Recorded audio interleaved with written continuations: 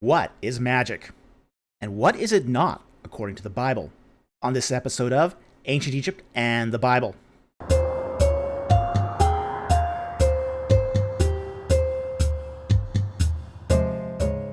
The ancient world, including the context of the Bible, believed in magic.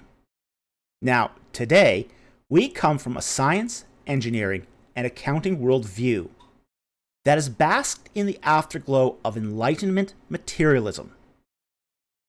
And even in modern Christian seminaries, the Bible is taught through a materialistic, deistic lens.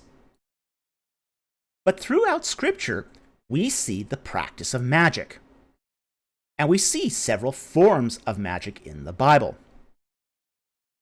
Pharaoh's magicians performed conjuring of frogs, Exodus 8:7. Gideon, when he broke the pitchers, Judges 7:20, was performing a form of execration magic. And even curses are a form of magic, Judges 9:27. So what is magic? According to Christopher Partridge, quote, "Magic is understood to be the direct manipulation of power. This power is often located in particular objects, places, or persons." End quote. Reenchantment of the West, page 19.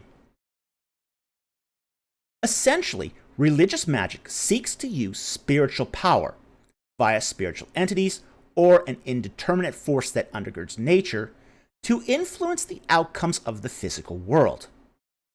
First, let's begin by discussing some things that magic is not. Anything that is part of normal human innate abilities or even natural feats, however amazing, is not magic. Hypnosis is not magic, since human beings naturally enter and exit hypnotic states often several times per day as a part of normal cognitive function.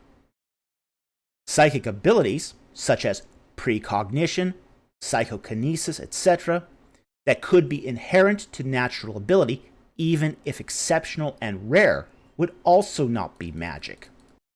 Also, illusions and sleights of hand, so-called stage magic, is not magic in the religious sense. Now, having stated what religious magic is not, scholars that study new religious movements roughly divide the practice of magic into two broad categories: sympathetic and disruptive magic. However, like any broad categories, there are always going to be exceptions and overlaps. Sympathetic magic uses a manipulation of power that amplifies or works with nature. As an example, let's say you wanted to create a plague of frogs. In a sympathetic magic approach, one might collect 100 of the best frogs one can find and use them in a ritual where ultimately one releases them. In sympathetic magic, one uses something as a magical focus like the outcome one wants to achieve. We should note that much of Egyptian magic was sympathetic in nature. On the other hand, with disruptive magic, one is trying to disrupt the powers to achieve the desired effect. So, the disruptive magic approach to creating a plague of frogs might be to go frog fishing and catch the most mutated frog possible, a nasty one with 3 eyes and 6 legs, then sacrifice and dismember it. Disruptive magic is a process of taking unnatural things and doing unnatural rituals in order to disrupt the balance of power. Disruptive magic sees that once power is unbalanced, the result can be easily achieved. Similar to when a person loses their balance, they fall more easily. Levantine magic often had a disruptive component. Suffice it to say that magic is predicated upon the belief that the use of spells and the objects of spellcraft have a stochastic or randomly determined influence upon the natural world.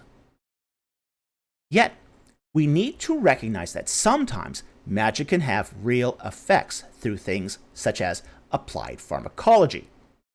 For example, there are famous cases of Haitian zombies that involve the application of mind-altering drugs and poisons. Moreover, we also need to recognize that magic can also have sociological and psychological effects. A person who has been magically cursed in public could be seen as unlucky or under a dark cloud or pall and shunned by the rest of the community. That could limit the cursed person's access to resources and food, and that person could grow weak, get sick, and die. This would make sense of the prohibition of cursing one's parents in Leviticus 29. So when I am asked, is magic real? What does it matter if the outcome is the same?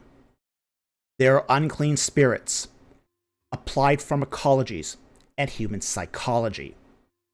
All have the power to affect the material world.